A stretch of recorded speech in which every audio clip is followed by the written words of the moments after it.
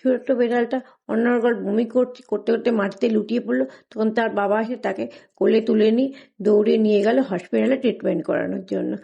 ডাক্তারের সঙ্গে কথা বললো। ডাক্তার বললো প্রচণ্ড টাকার দরকার।